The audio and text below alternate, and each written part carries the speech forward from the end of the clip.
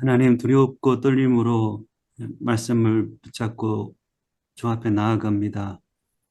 사람의 가르침이 아닌 주의 영의 기름 부으심이 하나님의 귀한 종도를 가르치실 줄을 주님 믿습니다. 시대를 분별하며 때에 맞는 삶을 살고 때에 맞는 양식을 공급하는 하나님의 착하고 충성된 종으로 우리를 세우시고 그리하여 부끄러움 없이 주님 앞에 서는 저희들 되게 하여 주옵소서. 이 시간을 주 앞에 올려드리고 친히 일하시고 홀로 영광을 받으시길 원하옵고 우리 주 예수님의 이름으로 기도하옵나이다. 아멘. 아멘. 아멘. 자격이 참 없는데 샘 선교사님이 강권하셔서 이렇게 붙들려 나왔습니다. 예수님을 인격적으로 만난 이후에 제 삶의 부르심 중에 한 가지여서 준비를 하고 있었는데 또 이런 기회를 통해서 나눌 수 있어서 이렇게 제게는 또 하나님 특별한 또 하나님의 위로가 있는 것 같습니다. 기도할 때 그렇게 기도했습니다. 하나님 이것이 내가 믿고 있는 그 부르심의 그 길이라면 성령으로 기름 부으시어서 주님이 일하시옵소서 이런 기도를 했는데요. 기도가 응답되기를 바랍니다. 네, 오늘은 실은 에스겔서를 보려고 했습니다. 그래서 제게 3일의 시간이 주어진다면 이 세 가지 하면 되겠다 싶어서 계시록을 좀 읽을 수 있게끔 도와주고 팩트 체크하는 것. 두 번째는 다니엘서를 좀 읽을 수 있게 해주는 것. 세 번째는 에스겔서를 읽을 수 있게, 특별히 마지막 때에 대한 예언에 관하여 읽을 수 있게 해준다면 되겠다라는 생각이 들었는데 해보니까 시간이 너무 많이 걸립니다. 원래 이 강의가 12개의 강의인데 세 번에 걸쳐 하려니까 감당이 안 되더라고요. 그래서 하나님 앞에 다른 건 맡겨드리고 순서대로 한번 가보자. 기회가 주어지면 하나씩 하나씩 나누는 게 좋겠다. 그게 듣는 사람들에게 유익이 되겠다라는 생각이 들어서 오늘은 어제에 이어서 다니엘서 7장을 다루려고 합니다. 어제 말씀드렸던 것처럼 종말에 관한 메시지를 A4지 앞뒤로 정리를 하면 좋겠다 싶어서 여기 앞에 그리고 뒤에 이렇게 개인적으로 정리를 해봤고요. 아마 12강의가 좀 되면은 A4지 한 장에 이것을 좀 그려보는 그런 시간도 가질 수 있었으면 좋겠습니다. 자, 첫째 강의 시간에 계시록을 읽을 수 있게끔 이렇게 도와드렸고요. 그리고 계시록 팩트까지 첫 번째 강의 시간에 나누었습니다. 기억하셨으면 좋겠고요. 꼭 한번 개인적으로 그려보셨으면 좋겠습니다. 어제 나누었던 건데 여호와 하나님이 참된 신이라는 객관적인 증거가 있는가? 믿지 않은 사람들에게 내가 믿는 하나님은 참된 하나님이야. 살아계시 뿐 아니라 지금도 역사하시는, 역사 가운데 일하시는 분이시야. 라는 것은 다른 어떤 증거보다는 이 증거가 강력합니다. 그래서 꼭 성경의 예언과 그것이 역사 안에 어떻게 성취되었는지는 사역자들에게 있어서는 그 공부의 옵션이 아니라 저는 필수라고 생각합니다. 이것을 통하여서 내 교회 성도들뿐만 아니라 불신자들에게도 하나님의 살아계심을 내 믿는 하나님이 참된 신이라는 것을 나타낼 수 있기 때문에 그렇습니다. 이사야 41장에 보면 너희 우상들아 법적으로 한번 다투어 보자. 너희는 확실한 증거를 보이라 하면서 앞으로 올 일을 듣게 하며 뒤에 올 일을 알게 하라. 그리하면 너희가 신들인 줄 우리가 아리라. 하나님의 참신임을 증거하는 증거는 바로 성경의 예언과 그것이 얼마나 놀랍게 역사 안에 성취되는지에 대해서 그 증거를 우리는 역사 안에서 발견할 수 있어야 된다는 겁니다. 데살로니가 전서 말씀이죠. 형제들아 때와 시기에 관하여는 너희에게 쓸 것이 없으면 너희가 자세히 알기 때문이다. 우리가 뭐에 대해서 안다는 거예요? 어둠에 있지 아니하며 그날이 도적같이 임하지 못하리라. 즉 주님의 다시 오심이 막연하지 않다는 겁니다. 왜냐하면 하나님은 예언하시고 예언한 그대로를 역사 가운데 성취하시기 때문에 성경에서 만약에 마지막 때에 관한 그 예언이 있다면 그것은 반드시 역사 안에 어떻게 될까요? 성취되기 때문에 하나님이 참 하나님이시니 마지막 때에 관한 하나님의 예언은 마지막 때에 성취되는 것이니 그 성취되는 예언의 역사적 성취를 바라보면서 아, 이때쯤 주님이 다시 오신다는 것은 우리가 너무나 분명히 안다는 겁니다. 그래서 너희가 자세히 알기 때문에 때와 시기에 관하여서는 더 쓸 것이 없다 하면서 그날은 도적같이 오지 아니하매 그날에 가까울 때 너희들은 자지 말고 깨어서 정신을 차리라 라고 데살로니가 전서에는 이야기를 하고 있습니다. 자, 다니엘서입니다. 다니엘서는 언제 열린다고요? 마지막 때까지는 임봉되었어요. 그러니까 다니엘이 이해되는 때는 언제냐면 마지막 때가 되면 다니엘이 이해가 된다는 겁니다. 왜냐하면 그 예언이 내가 사는 날 동안에 역사 안에 성취되는 걸 보면 아, 그건 다니엘의 예언이 이루어질 때이고 그 날은 무슨 날이 되는 거예요? 마지막 그 시기가 된다는 겁니다.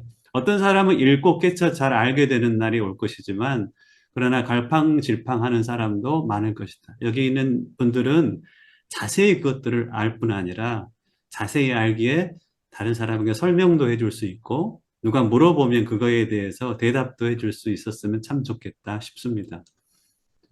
다니엘서 7장의 짐승들. 이 짐승들이 이런 모습으로 표현이 되어 있습니다. 그렇죠. 첫 번째 짐승은 사자인데 독수리의 날개를 가지고 있고 두 번째 짐승은 곰이죠. 세 번째 짐승은 표범인데 머리가 몇 개인가요? 머리가 네 개이죠. 그리고 정말로 힘이 강력한 무섭고 놀라운 짐승이 나옵니다. 이 마지막 짐승이 이런 모습이라고 상상을 해서 그려보는 것 같습니다. 자, 본문에서는 짐승을 뭐라고 이야기하는지 보겠습니다. 17절에 보면 내 짐승은 내 왕이라. 그리고 23절에 보면 이 짐승은 곧 나라다라고 표현하고 있습니다. 짐승은 뭘 의미한다고요? 나라입니다. 그렇죠. 짐승은 뭘 의미하냐면 어떤 나라를 의미하고 그 통치 권력을 의미합니다. 그 나라가 역사 가운데 있으면 우리는 아, 예언이 성취되고 있구나라는 것을 알 수가 있지요. 근데 다니엘서는 언제 열린다고요? 마지막 때가 되면 열립니다. 다니엘서 7장이 마지막 때에 일어나는 사건임을 이야기해주고 있으면 마지막 때에 살고 있는 우리는 다니엘서 7장에 그때서야 이해가 되는 겁니다. 자, 짐승은 왕이면 나라인데요. 우리가 알고 있는 다니엘서는 바로 2장과 7장의 모습을 이렇게 배워오셨을 것 같습니다. 자, 2장인데요. 2장의 쇠와 섞이지 않은 흙의 나라를 어제 뭐라고 배웠습니까? 이게 아주 중요하죠. 지금 우리가 이 시대에 살고 있는지, 자, 이것은 유럽연합과 이슬람이라는 것을 성경의 예언과 역사적 성취를 통하여서 우리가 증명해 보았습니다. 그러면 다니엘서 7장, 이 네 짐승은 어떻게 성취가 되었을까요? 과연 바벨론, 메데바사, 헬라, 로마일까요? 같이 한번 찾아볼 수 있도록 하겠습니다. 자, 먼저 다니엘서 7장의 네 짐승은 과거의 제국들이 아니라는 본문의 증거가 있습니다. 첫 번째 증거예요. 자, 첫 번째 증거는 뭐냐면 17절에 보면 그 네 큰 짐승은 세상에 일어날 내 왕이라 라고 본문이 이야기하고 있어요. 그렇죠. 이 네 짐승은 언제 일어나냐면 지금 다니엘이 있는 시기가 아니라 앞으로 일어날 내 왕이라는 거예요. 다니엘의 시기라고요? 아니라는 겁니다. 다니엘 7장 1절에 보면 벨사살 왕 원년에 다니엘이 환상을 받고 기록을 합니다. 그렇죠. 그러면 다니엘이 지금 어느 나라에 있는 거예요? 바벨론 나라 중에 있는 겁니다. 그러면 이 왕들은 일어날 왕인데 다니엘은 어느 시대에 있어요, 지금? 바벨론 왕 시대에 있습니다. 훗날의 세상에 일어날 나라들이기에 다니엘 당시 이 나라들이 존재하지 않아야 하는데 다니엘이 이 내용을 기록할 당시 바벨론은 이미 존재하고 있잖아요. 그렇죠. 그러니까 앞으로 일어날 나라다라고 해석하는 것은 맞나요? 틀리나요? 앞으로 일어날 나라가 아니죠. 왜냐하면 다니엘이 바벨론에 지금 있잖아요. 근데 일어날 나라라고 해석하는 것은 잘못된 거예요. 그렇죠. 첫 번째 증거는 바로 분명하게 큰 내 짐승은 일어날 내 왕인데 다니엘이 바벨론에서 지금 살고 있음에 적어도 바벨론은 일어날 나라가 아니라 지금 있는 나라이기 때문에 본문에 맞지 않습니다. 두 번째, 다니엘 7장의 내 짐승이 과거의 제국들이 아니라는 본문의 증거가 있습니다. 자, 7절에 보니까 넷째 짐승은 무섭고 놀라우며 그 나머지를 발로 밟았으며 라고 나왔어요. 넷째 짐승은 무섭고 놀라우며 정말로 힘이 강한 짐승입니다. 그런데 그 나머지를 발로 밟았다는 것은 독수리 날개 있는 사자, 그리고 곰, 머리가 내딛는 표범을 발로 밟았다는 겁니다. 이상하지 않나요? 만약에 넷째 짐승이 로마라면 로마가 바벨론을 밟았나요? 정복했나요? 로마가 메데바사, 페르시아를 정복했나요? 아니잖아요. 로마는 그리스를 이기고 등장한 나라예요. 그런데 본문에 보니까 넷째 짐승은 그 나머지를 발로 밟았다라고 이야기를 하고 있습니다. 그러니 적어도 사자로 일컬어지는 나라, 그리고 곰으로 일컬어지는 나라는 여러분들이 지금까지 들어왔던 바벨론은 아니라는 거예요. 그렇죠. 과거의 세상을 지배했던 제국이 아니라는 겁니다.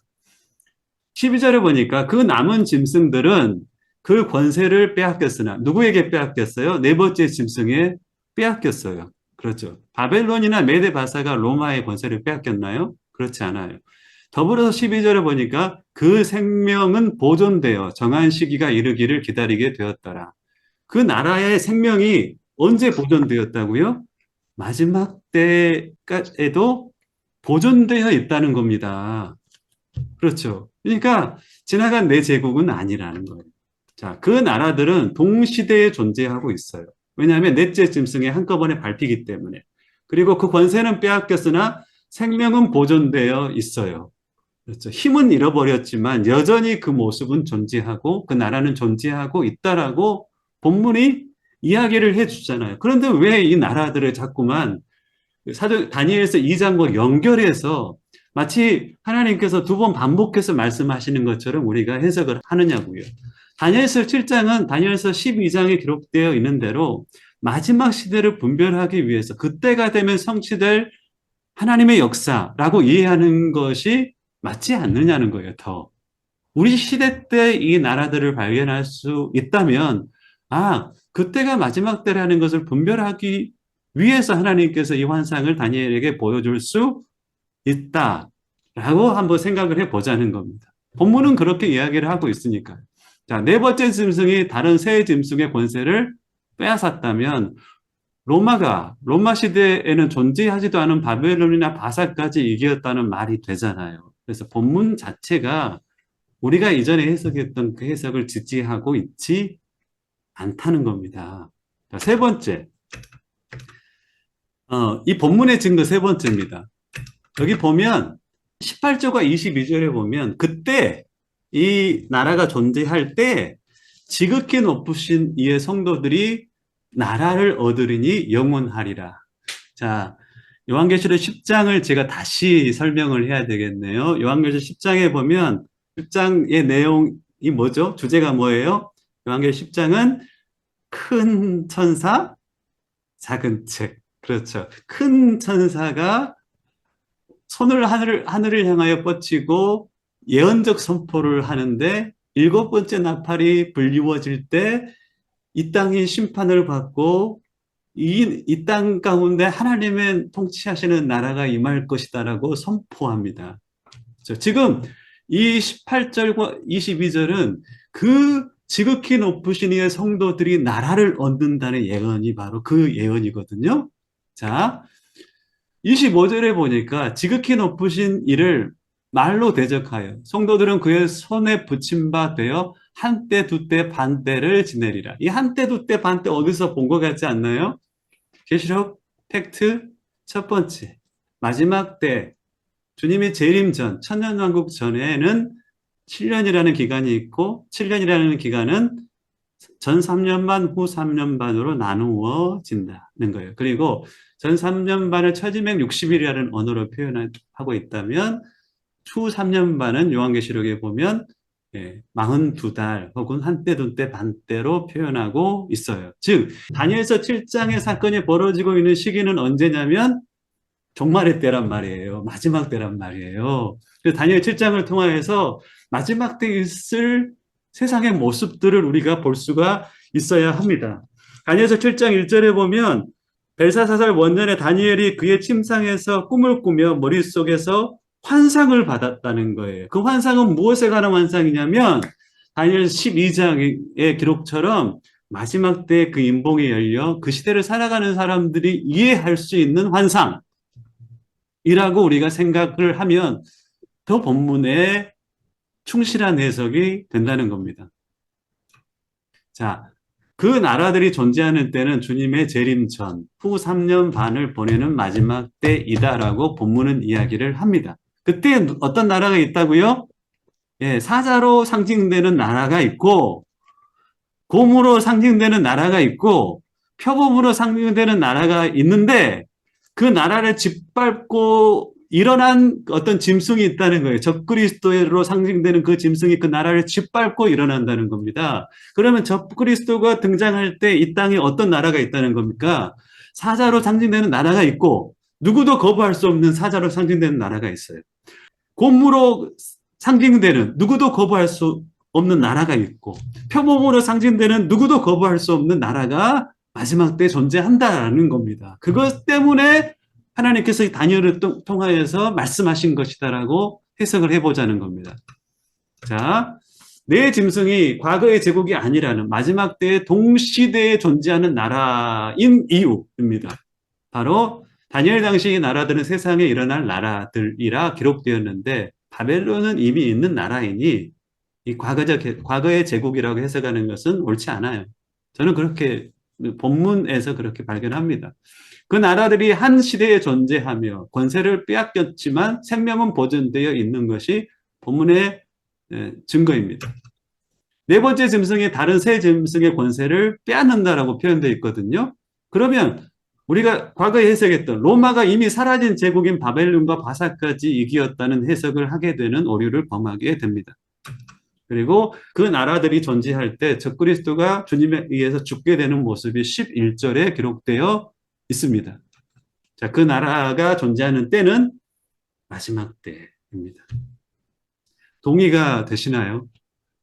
왜 이것이 바벨론, 메데바사, 헬라, 로마가 아닌가에 대해서 본문은 너무나 반복적으로 이야기를 하고 있고 이것은 다니엘의 인봉이 풀리는 그 시기의 모습을 우리로 하여금 이때가 마지막 때라는 것을 알게 하기 위해서 하나님께서 이 환상을 다니엘에게 보이신 것이 맞다는 겁니다.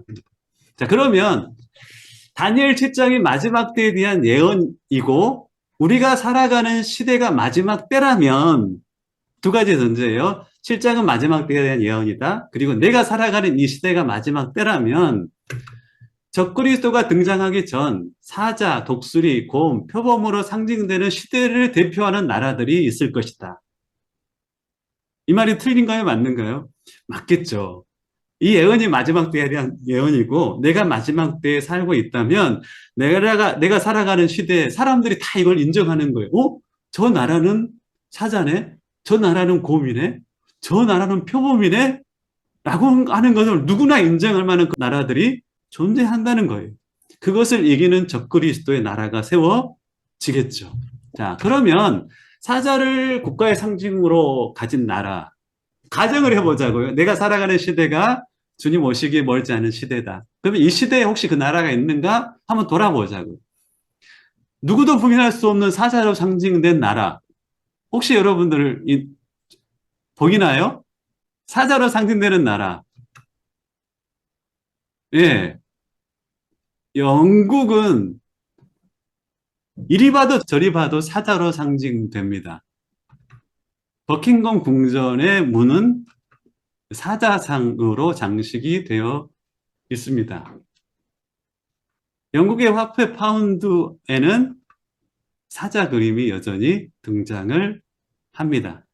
영국을 대표하는 동물 하면 모두 다 사자로 생각을 하는 겁니다. 자, 사자의 등에 뭐가 있어요? 독수리의 날개가 있는데 이것이 독수리의 날개가 사자 등에서 뽑아지죠. 그러잖아요. 이 독수리로 상징되는 나라가 있는데 그 나라는 어디에서 분리되냐면 사자로 상징된 나라에서 분리가 됩니다. 여러분들이 알고 있는 영국에서 분리가 되는 시대를 대표할 만한 독수리로 상징되는 나라가 있나요? 미국. 예, 그렇죠. 미국 하면 독수리가 다 생각이 나요.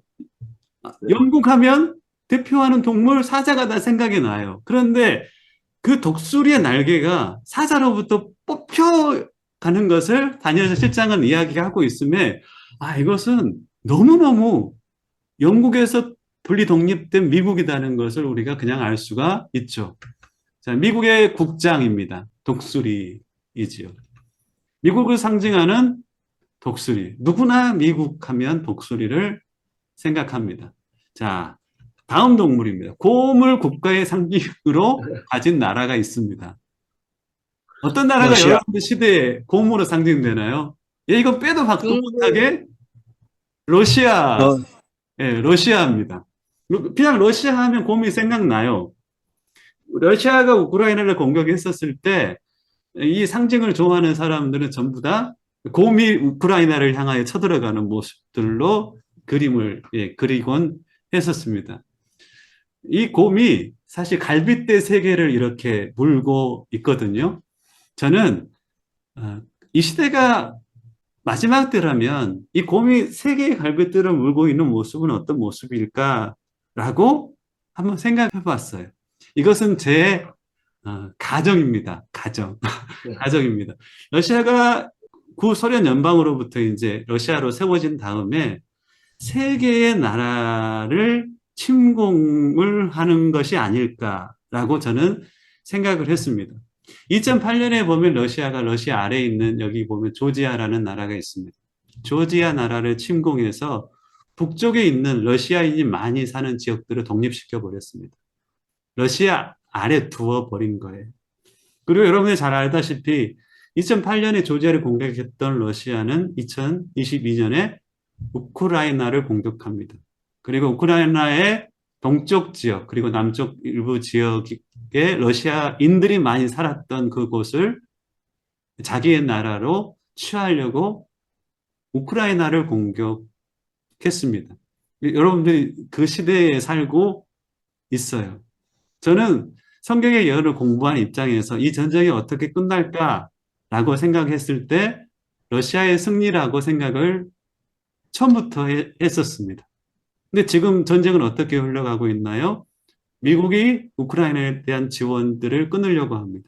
트럼프가 만약에 올해 11월에 대통령이 된다면 거의 우크라이나에 대한 지원을 끊을 거예요. 그러면 하는 수 없이 뭘 할까요? 휴전 협정을 맺을 겁니다. 그리고 조지아의 모델 그대로 국토에 이제 적지 않은 분량들을 러시아가 가져갈 거라고 저는 생각합니다. 그 다음 갈빗대 하나는 많은 사람들이 이 몰도바라고 생각합니다. 왜냐하면 몰도바 동편도 우크라이나와 같이 러시아인들이 많이 살고 있습니다. 충분하게 분리 독립을 주장하며 러시아가 지원하고 전쟁을 일으킬 수 있습니다. 만약에, 이제 그건 저의 가정입니다. 역사를 공부하고 성경을 공부하는 저의 가정입니다. 갈비대를 취함이 조지아와 우크라이나를 지나서 한 나라를 더 공격한다라고 한다면, 이게 다니엘서 7장의 곰이 입에 문 갈빗대 세계가 아닌가라고 우리는 해석을 할 수 있다는 겁니다. 예. 자, 1980년 러시아 올림픽 마스코트는 바로 그냥 러시아는 무조건 곰입니다. 러시아는 크리스마스 성탄 추리를 만드는데도 아주 특별하게 만듭니다. 바로 이렇게 만듭니다. 러시아는 뭘로 상징된다고요? 곰으로 상징됩니다. 성탄 조형물까지도 곰입니다. 우리가 마지막 때를 살아간다면 시대를 대표하는 어느 나라가 곰으로 상징되는 나라가 있을 겁니다. 자, 세 나라를 봤죠. 사자인 영국, 해가 지지 않은 나라라고 일컬어졌던 영국, 그리고 영국으로부터 분리 독립된 독수리로 상징되는 미국, 그리고 곰으로 상징되는 러시아, 그리고 마지막 뭐가 있죠? 표범이 있는데 표범은 머리가 몇 개라고요? 표범은 머리가 4개입니다. 자, 그러면 표범으로 상징되는 나라를 여러분들이 혹시 기억하나요?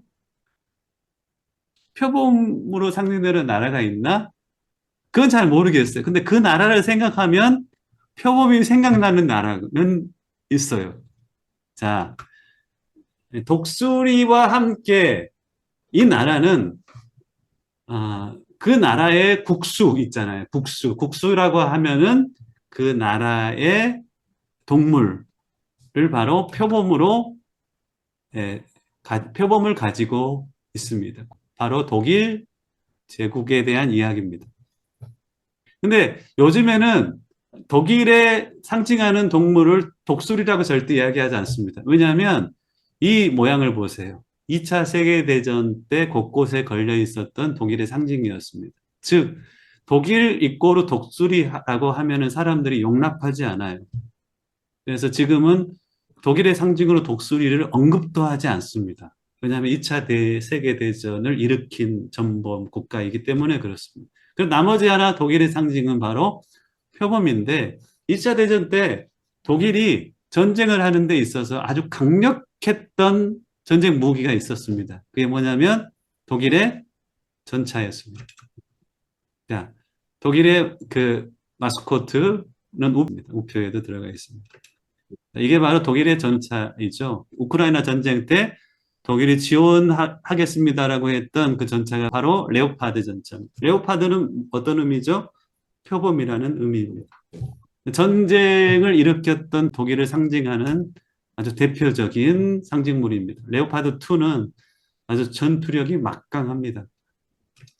자, 머리가 내딘 표범, 그것은 바로 독일을 상징할 가능성이 아주 많습니다. 그런데 왜 저는 이것을 독일이라고 굉장히 믿게 되었냐면 머리가 넷이라는 겁니다. 머리는 뭘 상징하죠?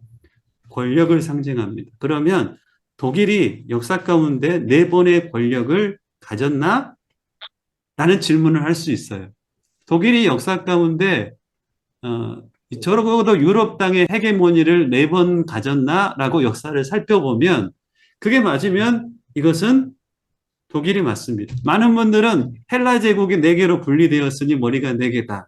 근데 그것이 아니라는 것 제가 증명했잖아요.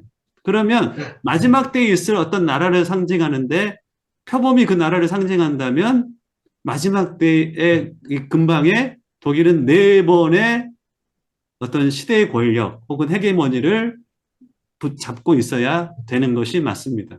독일 역사를 이렇게 면밀히 살펴보면 독일은 4번의 권력을 가졌습니다. 자, 머리 넷이 있으며 권세를 받았더라 했으니 그 머리 넷은 뭘 상징하냐면 권세를 상징합니다. 그렇죠. 자, 독일은 4번의 정치 권력을 가졌나? 적어도 유럽 땅의 헤게모니를 4번 움켜쥐었나? 한번 살펴보겠습니다. 첫 번째, 독일. 이건 바로 여러분들이 어제 배웠던 신성 로마 제국.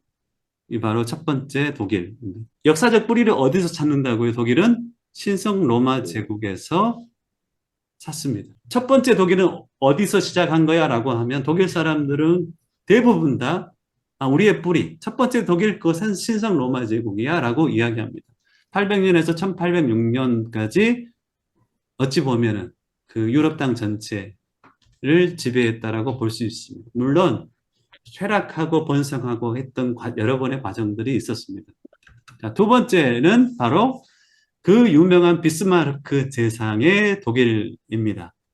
이 1871년 전에 이 프로이센과 독일이죠. 과거에 독일 프로이센과 프랑스가 전쟁을 치르는데 독일이 엄청나게 깨어집니다.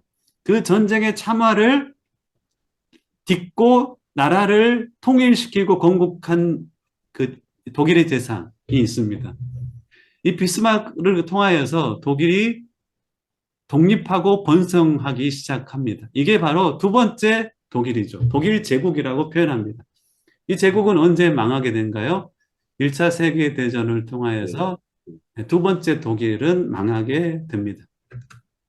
그리고 제3제국이 세워집니다. 이 제국은 누구를 통하여 세워지냐면 여러분들이 잘 알고 있는 아돌프 히틀러를 통하여서 세워집니다. 히틀러는 그 나라를, 자기가 이끄는 나라를 무엇이라고 표현했냐면 독일 제3제국이라고 실질적으로 표현했습니다. 자, 신성 로마 제국이 독일 제1제국이라. 그리고 독일 제2제국이 바로 독일 제국, 비스마르크를 통하여 세운 제국이라. 그리고 그것을 이어받은 의미로서의 3제국이라 자기 자신의 나라를 그렇게 아돌프 히틀러 시대 때 이야기를 했었습니다.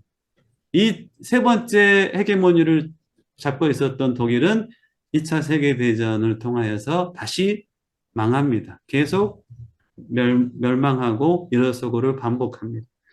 2차 세계대전 때 완전히 망한 독일이 다시 일어설 수 있었을까? 성경의 예언을 본 사람들은 마지막 때 다시 한번 일어서는 독일을 그려볼 수 있었을 겁니다. 아마 그 전에는요, 독일이 2차 세계대전의 참화를 딛고 일어서는 것을 보기 전에는 아마 어느 누구도 다니엘서 7장을 마지막 때에 존재하는 나라들로 해석하는 사람이 없었을 거예요. 근데 독일이 네 번째 유럽 땅을 향한 헤게모니를 딱 붙잡기 시작했었을 때 사람들은 이거 이상하다. 이게 과거의 제국들이 아닌 어떤 다른 모습일 수 있겠다라고 누군가는 예상하기 시작했을 겁니다. 그것이 바로 네 번째 현재의 독일입니다. 그럼 지금 현재의 독일이 네 번째 제국이 맞냐고요? 보실까요? 제4제국 독일. 독일은 현재 세계 무역의 최대의 무역 흑자국입니다.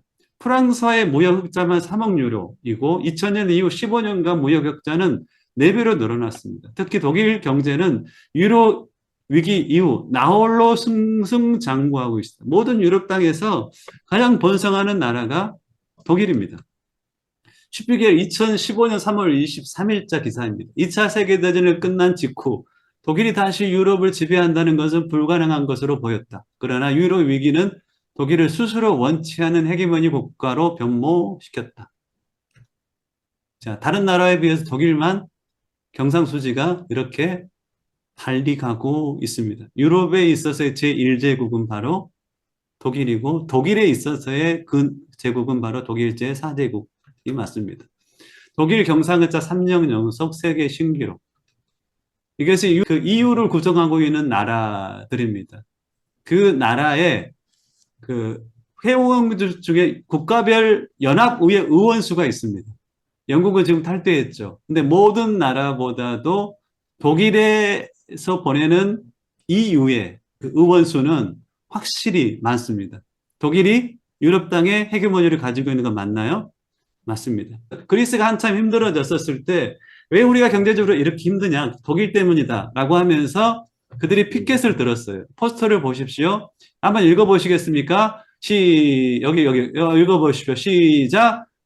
예, 잘 읽으셨습니다. 이 말은 무슨 말이냐면 이게 팍시아 나오죠. 이게 뭐예요? 독일 제4제국에 대한 저항으로 이 시위가 일어났던 겁니다. 유럽 땅에 있는 사람들은 지금의 독일을 무엇으로 이해하고 있냐면 독일 제4제국으로 이해를 하고 있습니다.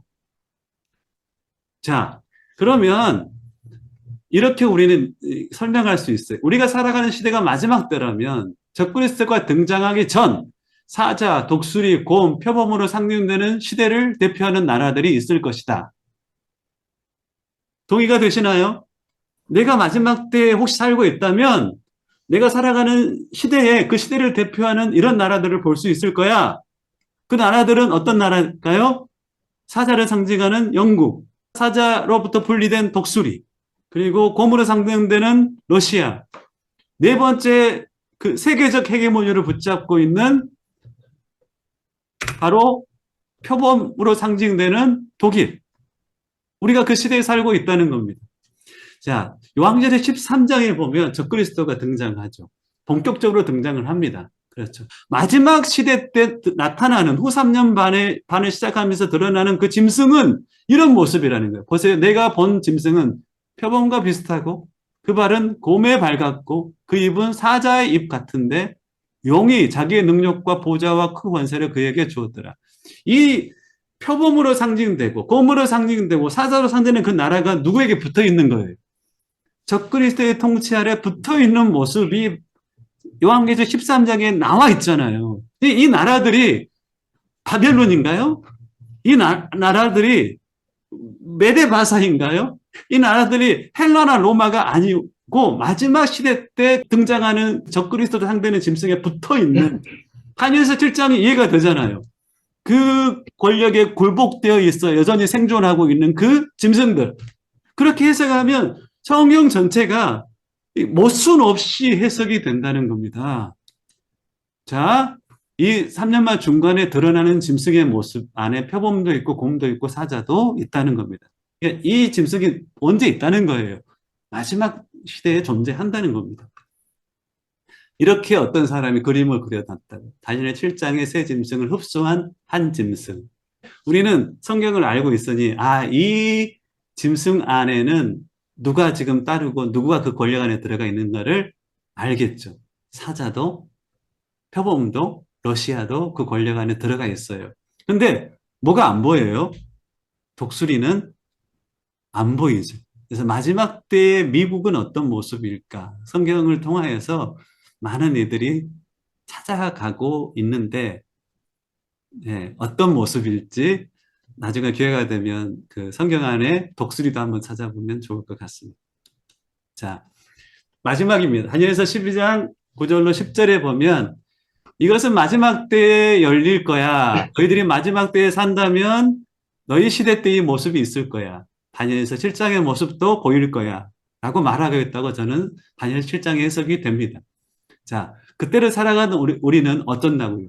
지혜로운 사람으로서 깨어 있어서 스스로를 정결하게 하며 희귀할 것이다. 하지만 어리석은 사람들은 악을 행하는데 이 악한 자는 아무것도 깨닫지 못할 것이다. 라고 이야기를 하고 있습니다. 마태복음에 보면 계시록과 같이 마지막 때 일어날 일들을 쫙 예수님께서 설명하는 부분이 있어요. 몇 장이 있는가요? 마태복음에 보면은 24장과 더불어서 25장에 보면 자, 24장은 마지막 때에 인자가 다시 올 때 이런 일이 있을 것이야 라고 하면서 쭉 설명을 합니다.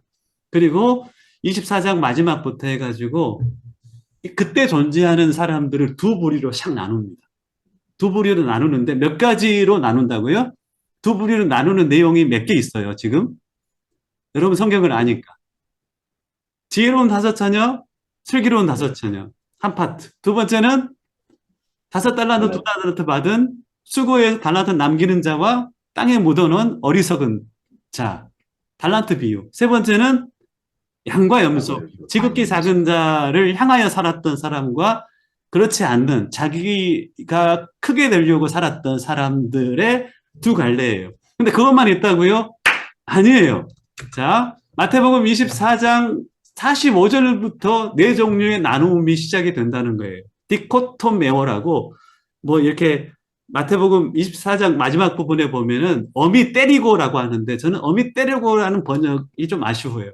그것은 바로 불로 가른다는 뜻이거든요. 그때부터 이 주님께서는 마지막 때가 되면 두 부류로 너희들이 나누어질 것이야 라고 이야기를 하고 있는 거예요. 24장에 마지막 때는 이런 일이 있어. 그리고 24장 45절부터는 마지막 때는 이렇게 사람들이 갈리울 거야. 지혜로운 어떤 존재들이 있고 계속 악한 길을 걸어가는 존재들도 있을 거야. 라고 하면서 네 종류의 나노임을 통하여서 주님께서는 마지막 때를 살아가는 사람들에게 피가 터져라, 목이 터져라 뭔가 가르치고 있어요. 그것이 바로 예수님의 마지막 때를 살아가는 이들을 향한 권면입니다.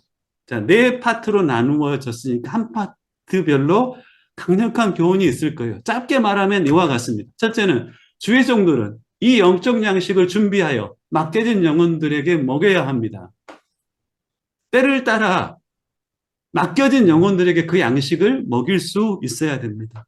제발 세상에 취하거나 공격자들하고 다투며 살아가지 마십시오. 하면서 그 때에 맞는 양식들을 준비해서 먹이는 착하고 충성된 종으로 살라라고 특별히 사역자들에게 권면하고 있습니다. 두 번째는 잠든 성도들, 즉 어리석은 다섯 처녀 혹은 지혜로운 다섯 처녀가 있을 것이라는 거예요. 당신들은 잠든 성도들을 깨우고 그들을 거룩과 경건의 능력을 가진 신부와 군사로 준비시켜야 합니다. 등은 있는데 어리석은 다섯 처녀는 뭐가 없냐면 등은 있는데 기름이 없어요. 뭐 기름은 무엇을 상징하느냐 여러 가지 말이 나오죠.